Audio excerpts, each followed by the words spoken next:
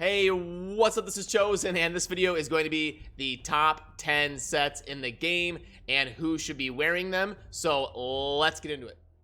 Alrighty, so I do have a full spreadsheet where I go over all of these sets down in the video description. I will make sure and put that up towards the top so you can access it easily, where I rank every single set in the game from number 1 to number 36. Fun little trivia question there. There is 36 different artifact sets in the game, and there's 34 of them regularly, and then 2 of them that 99.9% of you are never going to see. They are the 2 sets in the Platinum Arena, the Swift Parry and the Deflection set. Now, I do explain this in another video, but you may be surprised that you won't see like the Divine Speed set in the top 10, but you, spoiler alert, you will see the Speed set.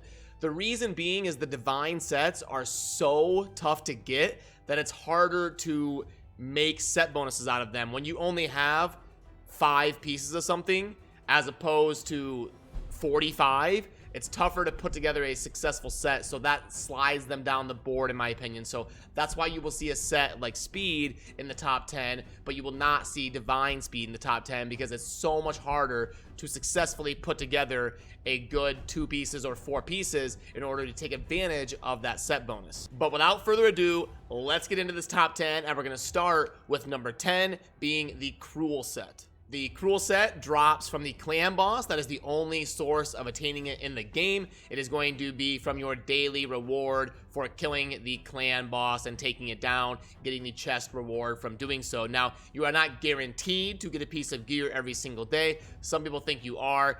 You get 5 rewards, and you do pretty often get a piece of either Cruel or Immortal, but that is not guaranteed. Now, Cruel is going to be a 15% bonus buff and also 5% ignore defense. You can see that on the left side of the screen there. My Skull Crown is wearing 4 pieces of Cruel. This is my Glass Cannon Skull Crown that is part of my Blender comp. Now, Cruel is going to be very good for any damage dealer that has a high base attack, so they can take advantage of that 15% attack bonus, and just ignoring defense is never bad. Ignoring defense is one of the best mechanics in the game in terms of dealing damage, and it's going to scale better the further you progress in the game. The more end game you get, the more defense your opponents are going to have, so the more impactful the set's going to be because it's ignoring more defense because they have a higher defense. So Cruel, just an amazing set, and it's just flat out better than the offense set. It's just a better version. The offense set is 15% attack, and Cruel is 15% attack, but also ignoring defense. So it's just a straight up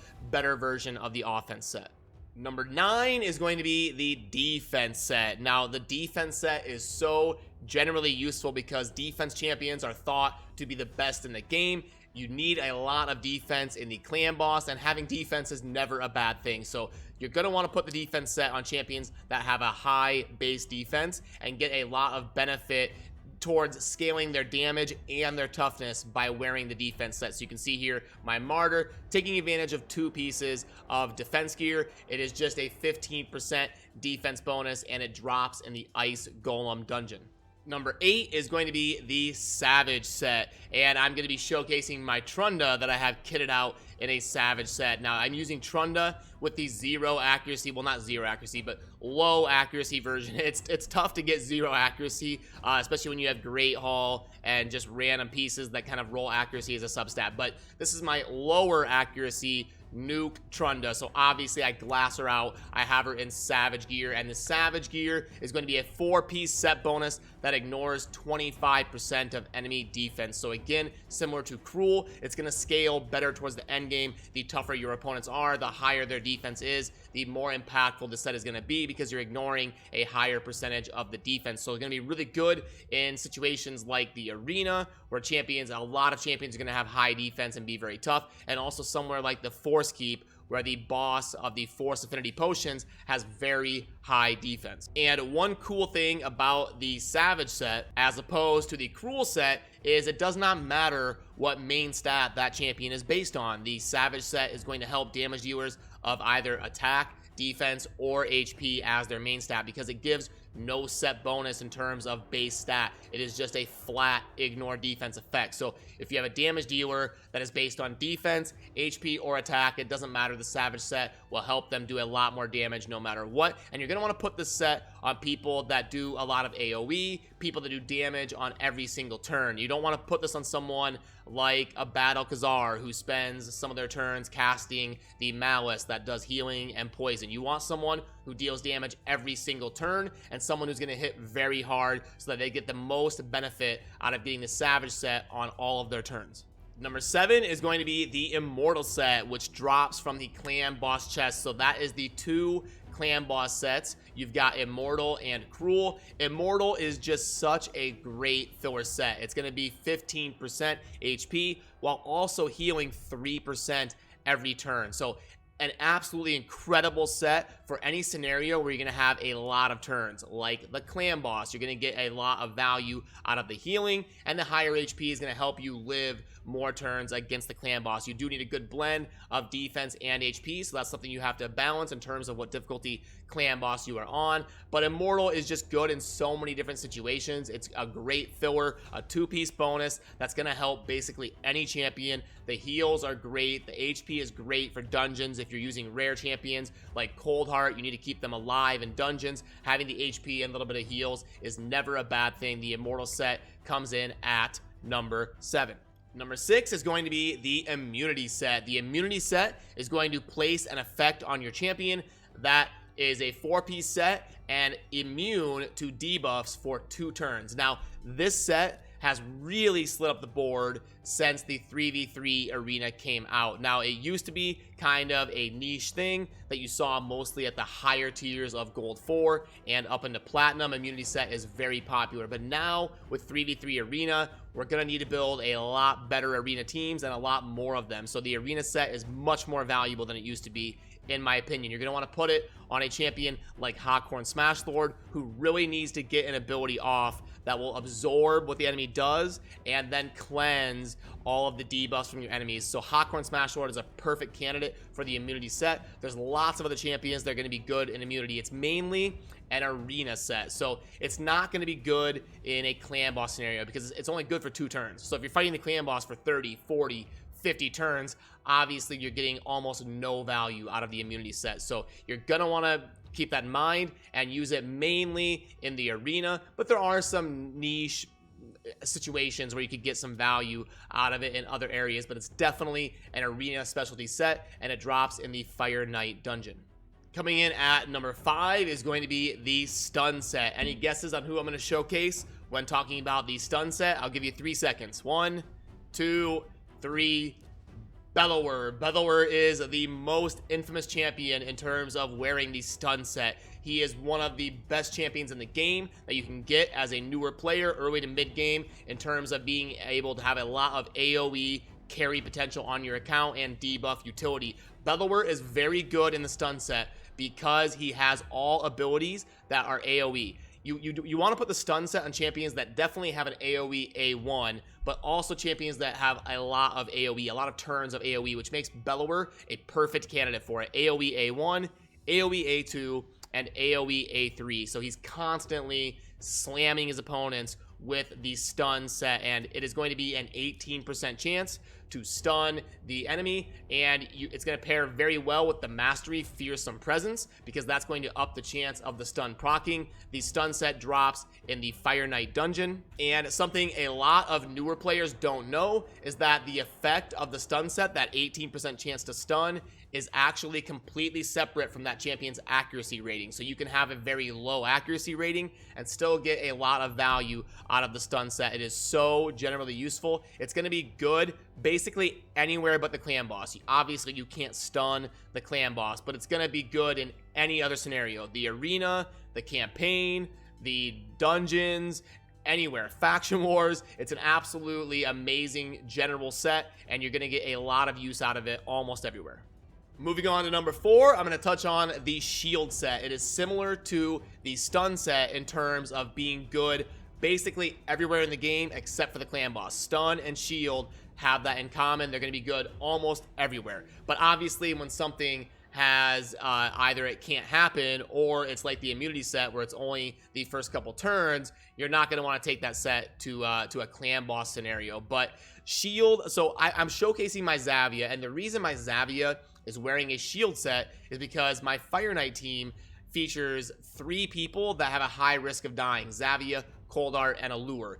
My Xavia wearing the shield set helps buy me enough time to be able to get through the waves and be able to get to a point where the Fire Knight's shield is down and I can keep it permanently down. So I noticed I was able to lower the average clear time of my Fire Knight 20 runs by about 7 to 10 seconds just by equipping my Xavia in the shield set, so that my Arbiter isn't having to revive my Cold Heart and my Allure all the time to pick them back up and continue with my run. So you can use the shield set to help keep allies alive and get a lot of utility out of it in the arena, faction wars, and basically anywhere. And in terms of the effect, it is a 4-piece set with a 30% HP ally shield for 3 turns, which is pretty good. Immunity set is 2 turns, remember, and it drops in the Fire Knight dungeon.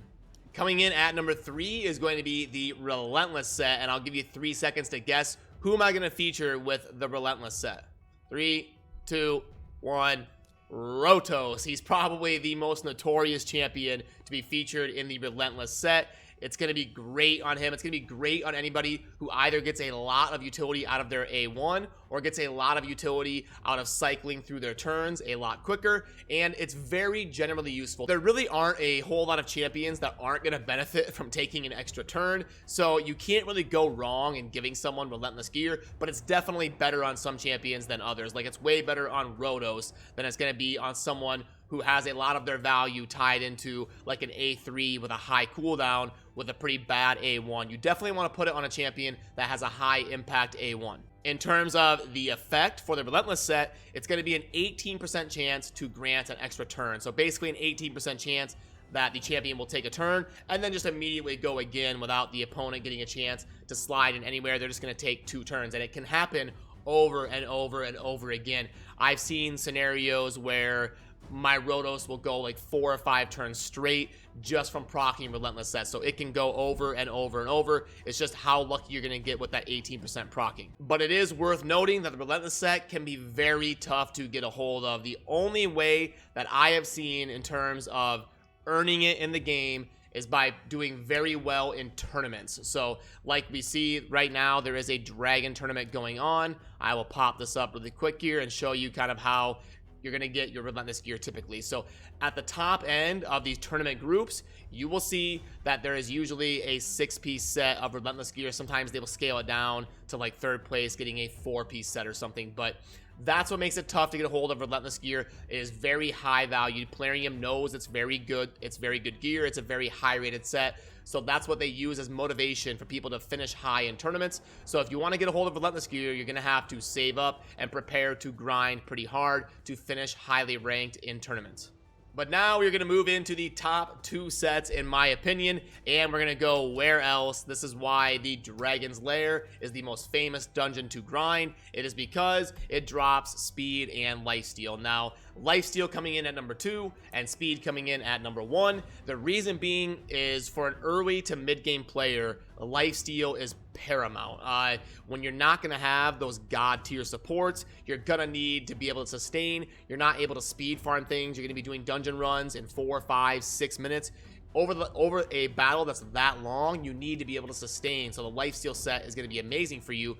The lifesteal set is also amazing in the end game. It allows you to build clan boss teams that don't have a healer, because lifesteal is going to proc off of the tier 6 masteries, Giant Slayer and War Master, so you can keep champions at high health without needing to bring a healer in a clan boss scenario. So lifesteal so generally useful from early game, mid game, end game, and it's going to be good basically anywhere but the arena. Arena battles tend to be pretty short, so you don't have a whole lot of opportunity to get a lot of sustained value out of the lifesteal set, but it's still very good in the arena all the way up to the end game. Like anywhere early game, mid game, it's going to be completely viable to use lifesteal on champions even in the arena, and it's an amazing set for almost every player out there. You're going to want to put the lifesteal set on champions that deal damage every turn. If you put it on a champion who only has one ability that does damage and it's their A1 and it's a single hit, they're never going to get any benefit out of the 4-piece lifesteal set. So it's very gear intensive. It takes up 4 out of your 6 artifact slots. So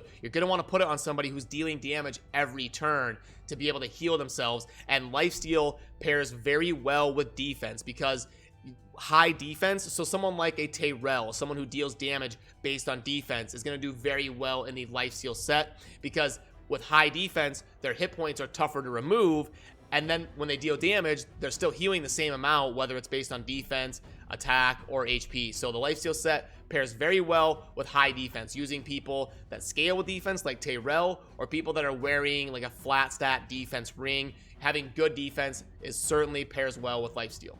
And the number one set in the game, it has to be speed. It's just too generally useful. It's a two-piece set. It's a great fill-in set. There's no better fill-in set in the game. You need it everywhere. You need it literally everywhere. Every champion you build, you probably need good speed. There's some, niche situations like the Blender Blitz comp where you have low speed and you attack based on the ally attack champion that's making your champions use their A1. There is niche situations where you don't need the speed set on people, but that's very few and far between. It's good in every dungeon, every character.